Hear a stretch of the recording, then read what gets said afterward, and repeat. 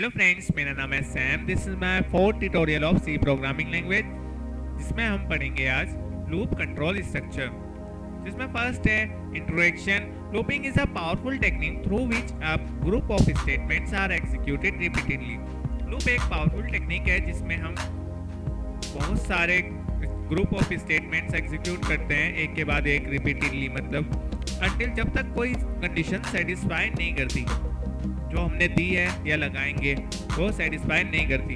Looping is also called a repetitive और an iterative control mechanism. Looping को हम repetitive और इटरेटिव कंट्रोल मैकेनिज्म भी बोलते हैं। Therefore for an efficient looping mechanism the following steps are included. एक efficient looping mechanism के लिए हम 3 स्टेप्स फॉलो करते हैं, जिसमें फर्स्ट होता है इनिशियलाइजेशन, देन आता है डिसीजन, उसके बाद अपडेशन। इनिशियलाइजेशन में हम करते हैं किसी वेरिएबल को इनिशियलाइज कर देते हैं जो हम लूप के लिए यूज़ करने वाले हैं। उसके बाद हम उसमें कोई डिसीजन लगाते हैं, जैसे i ग्रेटर देन और इक्वल्स टू 50। उसके बाद हम उसमें अपडेशन करते हैं, जैसे हमें वैल्यू डिक्रीमेंट करनी है या इंक्रीमेंट करनी है, मतलब बढ़ानी है या घटानी है। लूप का हम क्यों यूज़ करते हैं एग्जैक्टली, क्यों हमें लूप की ज़रूरत पड़ी प्रोग्रामिंग में, तो इसका सिंपल सा एग्जांपल देता हूँ मैं आपको। जैसे आपको 1 to 50 कोई नंबर्स स्क्रीन पे प्रिंट कराने हैं, तो उसके लिए आप क्या करेंगे अगर लूप का यूज़ ना करें तो उसके लिए आप करेंगे प्रिंटफ लगाएंगे और 50 तक प्रिंटफ 50 प्रिंटफ्स लगाते जाएंगे लगातार। या फिर 50 अगर वेरिएबल से करना है तो 50 वेरिएबल डिक्लेयर करेंगे, ठीक है। तो वो ना करके 50 वेरिएबल्स या 50 प्रिंट्स ना लगा के हम सिंपल एक लूप लगा देते हैं, जिसमें हम एक फोर लूप में कंडीशन देते हैं। फर्स्ट इनिशियलाइज करते हैं, हमें 1 से स्टार्ट करना है, i इक्वल्स टू 0। कोई भी वेरिएबल ले सकते हैं आप, i a b c या जो भी लेना चाहें आप। उसमें 1 से स्टार्ट किया, देन कंडीशन लगाई i स्मॉलर देन और इक्वल्स टू 50। देन उसके बाद लगाएंगे हम अपडेशन। इंक्रीमेंट करना है क्योंकि हमें 1 to 50 प्रिंट कराना है, तो इंक्रीमेंट में हम अगर देंगे i plus plus. i plus plus का मतलब होता है i equals to i plus 1। एक एक इंक्रीमेंट होता जाएगा। फर्स्ट लूप चलेगा हमारा तो आएगा 1, उसके बाद 2, देन 3, ऐसे ही 50 तक हमारा स्क्रीन पे सिर्फ एक लाइन से प्रिंट कर देगा। तो इसके लिए हमें लूप की ज़रूरत पड़ी। जो हमारा काम बहुत सारी लाइंस में होता था वो सिंपली एक छोटे से कोड से, एक छोटे से लूप से हमारा हो जाता है। तो देखते हैं उसके लिए हमें कौन कौन से लूप यूज़ कर सकते हैं। तो लूप्स के टाइप ये होते हैं। फर्स्ट हम फॉर लूप होता है, देन वाइल लूप, उसके बाद do while loop. First for loop को पढ़ते हैं हम। फॉर लूप में क्या होता है, ये लूप हम कब यूज़ करते हैं फॉर लूप, जब हमें बहुत सारे स्टेटमेंट्स प्रिंट कराने होते हैं स्क्रीन पे और हमें पता होता है एग्जैक्टली कितने कराने हैं। जब हमें फिक्स्ड पता होती है वैल्यूज़ कि कितना बार हमें लूप चलाना है, जब हम फॉर लूप का यूज़ करते हैं। एग्जैक्ट वैल्यू जब हमें पता हो जब ही हम फॉर लूप का यूज़ करते हैं, वरना नहीं। तो इसका सिंटेक्स जो होता है वो ऐसे होता है। फॉर जो है वो एक कीवर्ड है, उसके बाद 2 पैरेंथेसिस लगाते हैं हम, जिन्हें हम इंग्लिश में ब्रैकेट्स बोलते हैं, पर इसमें हम बोलते हैं सी लैंग्वेज में पैरेंथेसिस। उसके बाद इनिशियलाइज करते हैं, सेमीकोलन लगाते हैं, जिसे हम सी में बोलते हैं टर्मिनेटर। उसके बाद कंडीशन, जो भी कंडीशन हमने जैसे अभी लगाई थी i स्मॉलर देन और इक्वल्स टू 50। उसके बाद हम इंक्रीमेंट किया हमने या डिक्रीमेंट कर सकते हैं, जो भी हम करना चाहते हैं। जैसे हमने पिछले एग्जाम्पल में किया i प्लस प्लस, वो यहाँ आ जाएगा। हम फॉर लूप में तीनों स्टेटमेंट इनिशियलाइजेशन और कंडीशन और इंक्रीमेंट डिक्रीमेंट स्टार्टिंग में ही लगाते हैं, इसलिए ये फिक्स्ड जगहों पे ही यूज़ होता है जहाँ हमें फिक्स्ड पता हो क्या करना है। पर वाइल लूप और डू वाइल लूप में ऐसा नहीं होता, हमें फिक्स्ड पता हो या ना पता हो हम उसका लूप यूज़ कर सकते हैं। तो इसके जो आपको लेफ्ट प्रेस दिख रहा है और राइट प्रेस दिख रहा है, उसमें हमारी बॉडी स्टेटमेंट्स आते हैं, जो भी हम स्टेटमेंट्स लगाना चाहते हैं। जैसे हमने प्रिंट करवाने थे 1 to 50, वैसे ही हम यहाँ सिर्फ एक प्रिंटफ लगा देंगे, प्रिंटफ, और उसके अंदर लिख देंगे %d और उसके कोमा लगा के वेरिएबल नेम, तो वो 50 तक लूप चलेगा और रुक के बाहर आ जाएगा और स्क्रीन पे हमारे 1 to 50 प्रिंट करा देगा। देन अगर हमें काउंट करने हो हमारा इटरेशन मतलब रिपीटिशन कितनी बार होगा लूप का, तो उसके लिए एक फॉर्मूला होता है जो है ये final value minus initial value plus step increment, कितने स्टेप इंक्रीमेंट किए हमने, और डिवाइडेड बाय स्टेप इंक्रीमेंट। इसका अब हम फ्लो चार्ट देखते हैं। फर्स्ट हमने इनिशियलाइज किया, इनिशियलाइज सिर्फ एक बार ही होता है, उसके बाद इनिशियलाइज पे दोबारा लूप कभी नहीं जाता। तो उसके बाद कंडीशन पे आता है, देन कंडीशन से ही हर बार लूप चलता है। फर्स्ट कंडीशन चेक करेगा, देन अगर ट्रू हुई तो स्टेटमेंट्स प्रिंट करेगा जो भी हमारे होंगे, स्टेटमेंट 1 से n तक जितने भी होंगे वो प्रिंट करने के बाद इंक्रीमेंट डिक्रीमेंट करेगा जो भी हमारा इंक्रीमेंट होना है या डिक्रीमेंट होना है, और उसके बाद फिर कंडीशन चेक करेगा। हर बार ये इसी तरह लूप चलेगा। अगर हमारा लूप फॉल्स हो जाती है, कंडीशन फॉल्स हो जाती है, जैसे हमने एग्जांपल में करा था 1 to 50 में i smaller than equals to 50, अगर 51 हो जाती है तो लूप फॉल हो जाएगा और एग्जिस्ट कर जाएगा, लूप से बाहर आ जाएगा। ऐसे ही हमारा लूप चलता जाएगा। अगर फॉल्स हो जाता है तो लूप से बाहर आ जाएगा। देन हमारा आता है while loop. This loop is used a set of statement repeatedly as long as the specified condition is true. जब तक हमारी कंडीशन ट्रू रहेगी मतलब नॉन जीरो रहेगी, जब तक हमारा लूप चलता रहेगा, अदरवाइज एग्जिस्ट हो जाएगा। इसमें हमें फिक्स्ड पता होने की नीड नहीं पड़ती, जैसे हमें फॉर लूप में फिक्स्ड हमें जब पता होगा जब ही हम फॉर लूप का यूज़ कर सकते हैं, अदरवाइज नहीं। मतलब फिक्स्ड कंडीशन क्या लगानी हमें वो पता हो जब ही हम यूज़ करते हैं फॉर लूप का, अदरवाइज नहीं। पर व्हाइल लूप में ऐसा नहीं होता। हम व्हाइल लूप को अगर हमें नहीं भी पता एग्जैक्टली कितनी बार लूप चलाना है तो भी यूज़ कर सकते हैं। इसका सिंटैक्स ऐसे होता है, व्हाइल लॉजिकल LOGEXP मतलब लॉजिकल एक्सप्रेशन और कंडीशन दोनों यूज़ कर सकते हैं हम इसमें। लॉजिकल एक्सप्रेशंस भी और कंडीशन भी, मतलब लॉजिकल एक्सप्रेशन ट्रू और फॉल्स 1 0, नॉन वैल्यू या वैल्यू, नॉन ज़ीरो और ज़ीरो दोनों यूज़ कर सकते हैं, और हम कंडीशन भी लगा सकते हैं उसकी जगह। और इसमें स्टेटमेंट में हम स्टेटमेंट प्रिंट कर, इसका जो इंक्रीमेंट डिक्रीमेंट होता है वो लूप के व्हाइल लूप के डेफिनेशंस में ही होता है। जहाँ देखे जैसे आपको दिख रहा है, अगर हम व्हाइल लूप को इंक्रीमेंट और डिक्रीमेंट के बिना भी यूज़ कर सकते हैं, पर हमें फॉर लूप में इंक्रीमेंट डिक्रीमेंट करना ही पड़ता है। पर इसमें हमें ऐसी कोई नीड नहीं है व्हाइल लूप में कि इंक्रीमेंट डिक्रीमेंट लगाना ज़रूरी है। तो इसमें हमें यही डिफरेंस होता है फॉर लूप और व्हाइल लूप। जब भी हमें कंडीशन ना पता हो या कुछ लूप लगाना है, एग्जैक्टली नहीं पता कैसे कितनी बार लूप हमें चलाना है, तो हम व्हाइल लूप का यूज़ करते हैं। और व्हाइल लूप में एक डिसएडवांटेज होता है, इसके चांसेस बहुत ज़्यादा होते हैं इनफाइनाइट लूप जाने में, मतलब इनफाइनाइट कंडीशन लूप हमारा चलता ही रहे। जैसे हमने कोई कंडीशन लगाई और उसके बाद इंक्रीमेंट डिक्रीमेंट लगाना भूल गए, तो ये कंडीशन इनफाइनाइट तक चलती रहेगी। पर फॉर लूप में ऐसा नहीं होता, क्योंकि अगर आप इंक्रीमेंट डिक्रीमेंट नहीं लगाते, उसमें फॉरगेट कर जाते हैं, तो वो एरर शो करता है, वार्निंग शो कर देता है। उसकी वजह से हमें पता लग जाता है हमने इंक्रीमेंट डिक्रीमेंट का यूज़ नहीं किया। पर व्हाइल लूप में ऐसा नहीं होता। व्हाइल लूप में हमारा इनफाइनाइट लूप पे चले जाता है जब हम प्रोग्राम रन करते हैं। इसके बाद इसका जो फ्लो चार्ट होता है वो ऐसे होता है। फर्स्ट हमारा प्रोग्राम आया फॉर लूप के अंदर, कंडीशन चेक करिए, अगर कंडीशन ट्रू है तो बॉडी के अंदर गया, अदरवाइज एग्जिस्ट होके बाहर आ गया। इसके बाद हमारा लास्ट है डू व्हाइल लूप।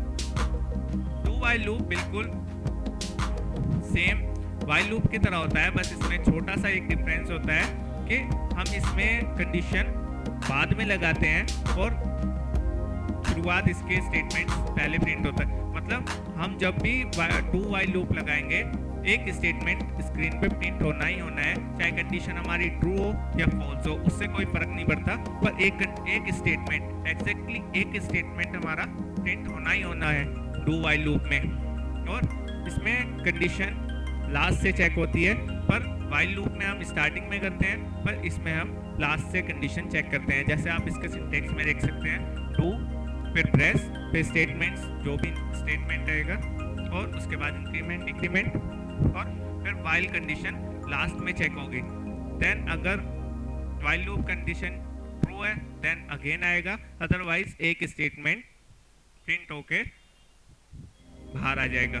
मतलब इसमें और वाइल और डू वाइल लूप में सिर्फ ये डिफरेंस होता है, ये एक स्टेटमेंट डू वाइल में प्रिंट होना ही होना है, चाहे हमारी कंडीशन ट्रू हो या फॉल्स हो। पर इसके साथ भी वही डिसएडवांटेज है जो वाइल लूप के साथ होता है, हमारी इनफाइनाइट लूप में जाने के बहुत से चांसेस रहते हैं इसमें भी, क्योंकि ये कंडीशन बिल्कुल वाइल लूप की तरह चेक करता है। लॉजिकल एक्सप्रेशन भी यूज़ कर सकते हैं हम इसके अंदर, और कंडीशन भी। तो जहां हमें एक बार कंडीशन प्रिंट करानी पड़ानी है स्क्रीन पे, वहां हम डू वाइल लूप का यूज़ करते हैं। देन इसका जो फ्लो चार्ट होता है वो कुछ ऐसे होता है। फर्स्ट बॉडी, लूप की बॉडी आएगी, जो भी स्टेटमेंट होंगे वो स्क्रीन पे प्रिंट हो जाएगा, और उसके अंदर इंक्रीमेंट डिक्रीमेंट अगर होना है वो भी पहले ही हो जाएगा। उसके बाद कंडीशन चेक करेगा, अगर कंडीशन ट्रू है देन अगेन जाएगा बॉडी में जाएगा और प्रिंट करेगा, अदरवाइज लूप के बाहर आ जाएगा और लूप एग्जिस्ट कर जाएगा। अब इसके हम कुछ प्रोग्राम्स देखते हैं जिससे आपको क्लियर हो जाएगा कैसे हम फॉर लूप का यूज़ करते हैं, कैसे हम वाइल का यूज़ करते हैं, और कैसे डू वाइल का यूज़ करते हैं।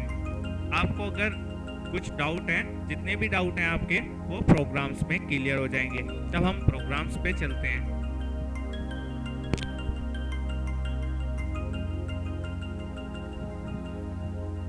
फर्स्ट एग्जांपल है हमारा फॉर लूप का, जिसमें मैंने फर्स्ट एक इंटीजर वेरिएबल डिक्लेयर किया ए। उसके बाद मैंने एक प्रिंटर कराया जिसमें मैंने प्रिंट कराया है print number from 1 to 10 using for loop. उसके बाद मैंने फॉर लूप लगाया जिसमें मैंने इनिशियलाइज किया ए को, जो मैंने ऊपर डिक्लेरेशन किया था इंट ए का, उसको मैंने यहाँ फॉर लूप के अंदर इनिशियलाइज किया i = 1। देन उसके बाद मैंने कंडीशन लगाई a ग्रेटर देन और a स्मॉलर देन और इक्वल्स टू 10, या तो a की वैल्यू 10 से छोटी हो या 10 के इक्वल हो। 11 होगी तो लूप से बाहर आ जाएगा। उसके बाद मैंने a को इंक्रीमेंट किया। देन उसकी फॉर लूप की बॉडी में गए हम। बॉडी के अंदर मैंने एक प्रिंटफ लिखा जिसमें मैंने a की वैल्यू प्रिंट कराता गया। जैसे जैसे वैल्यू आएगी a की, ये स्क्रीन में प्रिंट होती जाएगी स्क्रीन पे। उसके बाद मैंने इफ एक कंडीशन लगाई है यहाँ, अगर a 5 = 5 हो जाता है तो ये लूप से बाहर हो जाए, ब्रेक कर दे, मतलब यहाँ से प्रोग्राम ब्रेक कर देगा जिससे लूप से बाहर आ जाएगा। चलिए इसको टेस्ट करते हैं। ये मैंने प्रोग्राम को रन किया। उसके बाद ये आउटपुट आ गया हमारा print number from 1 to 10 using for loop. ये 1 to 10 ना प्रिंट होके 1 to 5 हुआ है, क्योंकि मैंने इफ की कंडीशन जैसे कि बताया था, इफ a = 5 कंडीशन लगाई है, उसकी वजह से ये ब्रेक होके लूप से बाहर आ गया 5 के बाद। जल्दी ये जैसा मैंने एक बात बताई थी आपको, फॉर लूप जल्दी से इनफाइनाइट लूप में नहीं जाता। तो इसका एक एग्जांपल देता हूँ मैं आपको। जैसे मैं इंक्रीमेंट ऑपरेटर हटा देता हूँ यहाँ से a++, और ये मैंने इंक्रीमेंट ऑपरेटर हटा दिया। अब मैं इसे रन करूँगा तो देखिए रेड निशान, यहाँ एरर आ गया इस लाइन में, इसने एरर शो कर दिया और ये इनफाइनाइट लूप में नहीं जाएगा। पर वाइल के एग्जांपल में मैं दिखाऊंगा आपको कि वाइल एकदम इनफाइनाइट लूप में चला जाता है अगर हम ऐसा करें a++। अब देखिए रेड निशान गायब हो गया और हमारा प्रोग्राम रन हो गया। अब हम वाइल एग्जांपल पे चलते हैं। मैंने इसमें डिजिट्स को सम कराया है इस प्रोग्राम में। बस मैंने 2 इंटीजर टाइप के 2 वेरिएबल लिए। फर्स्ट लिया i, सेकंड लिया सम। सम को मैंने इनिशियलाइज कर दिया 0 से और i को इनिशियलाइज किया 1 से। देन मैं वाइल लूप लिखा, उसमें मैंने कंडीशन डाली i smaller than equals to 6। या तो i 6 से छोटा हो या उसके बराबर हो। अगर 7 आएगा तो लूप से बाहर आ जाएगा। उसके बाद मैंने एक सम कराता गया है। जैसे जैसे हमारा लूप चलेगा आई की वैल्यू इंक्रीमेंट होगी सम के साथ ऐड होके सम के अंदर स्टोर होती रहेगी। जैसे कि यहाँ आप कमेंट में देख सकते हैं ये sum equals to sum plus i, जो भी आई की वैल्यू इंक्रीमेंट होती रहेगी वो सम के साथ एडिशन होके सम के अंदर ही स्टोर होती रहेगी। उसके बाद मैंने एक प्रिंटफ लिखा जो कि ये स्क्रीन पे प्रिंट कराता रहेगा जैसे जैसे सम होती रहेगी हमारी वैल्यू, और आई से हम इंक्रीमेंट करते रहेंगे। उसके बाद मैंने इसके बाहर यहाँ वाइल लूप हमारा ख़त्म हो गया। उसके बाद मैंने एक प्रिंटफ लिया जिसमें मैंने सम की डिजिट्स जो फाइनल डिजिट्स आएंगी वो स्क्रीन पे प्रिंट कराई हैं। चलिए हम अब इसको रन करा के देखते हैं। ये मैंने रन करा दिया, ये इसका आउटपुट। फर्स्ट आई की वैल्यू मैंने प्रिंट कराई थी यहाँ, जैसे आप देख सकते हैं प्रिंट आई की प्रिंटफ %d/n और आई की वैल्यू प्रिंट कराई 1 to 6 आई की वैल्यू प्रिंट हुई। उसके बाद फाइनल जो मैंने प्रिंटफ की लाइन लिखी थी नीचे सम ऑफ डिजिट्स, ये स्क्रीन पे डिजिट्स 21 इनका सम आ गया। उसके बाद मैं आपको वो वाइल लूप का कैसे एकदम इनफाइनाइट लूप में चला जाता है। जैसे मैं यहाँ से आई प्लस प्लस हटा देता हूँ, ये मैंने आई प्लस प्लस मतलब increment operator sorry increment statement यहाँ से हटा दिया। उसके बाद मैं इसको रन करता हूँ तो देखिए ये इनफाइनाइट लूप पे जा रहा है, हमारा 1 1 प्रिंट करता जा रहा है। और जबकि हमारा वो लूप में ऐसा नहीं होता। अब मैं कुछ भी प्रेस करूँ तो ये लूप से बाहर नहीं आएगा, Ctrl+C दबाना पड़ेगा हमें इसको फिनिश करने के लिए, या फिर डायरेक्टली कट कर सकते हैं। अब आप समझ ही गए होंगे कैसे फॉर लूप वाइल से बेटर है, वाइल की क्या डिसएडवांटेज है। वाइल बहुत जल्दी इनफाइनाइट लूप में चला जाता है। इसके बाद अब फाइनल हमारा डू वाइल लूप का लास्ट एग्जांपल है। इसमें मैंने बस एक इंटीजर लिया डे नेम से, जिसमें मैंने स्विच केस का यूज़ किया है डू वाइल के अंदर। डू के अंदर मैंने डू लिखा, फिर उसके अंदर स्टार्ट किया, बस प्रिंटफ करवाया एंटर द डेटा। जो भी यूज़र डे एंटर कराएगा वो स्विच के अंदर एक्सप्रेशन जाएगा, फिर अकॉर्डिंग टू केसेस जो भी एंटर कराएगा यूज़र वो प्रिंट हो जाएगा। ये तो आपको पता ही है, अगर नहीं पता तो मेरा पिछला लेक्चर आप देख सकते हैं, उसमें मैंने स्विच स्टेटमेंट को भी एक्सप्लेन किया है कंडीशनल स्टेटमेंट्स में। उसके बाद ये केसेस ये प्रिंट हो जाएगा उसके अकॉर्डिंग, और उसके अंदर मैंने फिर do you want to continue ये लाइन लिखी। अगर कंटिन्यू करना चाहते हैं तो प्रेस 0 और 1। उसके बाद मैंने स्कैनअप कराया और देखिए ये जब भी रन होगा हमारा डू वाइल का प्रोग्राम ये वाला, इसके अंदर एक बार हमारा स्टेटमेंट्स अंदर के मतलब जो भी हमने लिखे हैं वो प्रिंट होने ही होने हैं स्क्रीन पे। एंटर द डे प्रिंट पे स्क्रीन होना ही होना है। उसके बाद हमारी अकॉर्डिंग टू कंडीशन रन होगा। अगर हमने कंडीशन 0 दी तो लूप से बाहर आ जाएगा, अगर 1 दी तो लूप के अंदर रहेगा। जैसे मैंने यहाँ वाइल की कंडीशन लगाई है, आप देख सकते हैं वाइल डे इक्वल्स टू 1। अगर 1 दबाते हैं तो लूप से दोबारा चलेगा, अदरवाइज लूप से बाहर आ जाएगा। अब देखिए मैं इस प्रोग्राम को रन कराता हूँ। ये हमारा रन हुआ प्रोग्राम, ये रन हो गया, फर्स्ट स्टेटमेंट आ गया बिना कोई कंडीशन चेक किए। हम कोई भी एंटर कराते हैं, जैसे 4 करा दिया तो ये आ गया वेडनेसडे। अब ये पूछ रहा है do you want to continue, हम कंटिन्यू करना चाहते हैं या नहीं।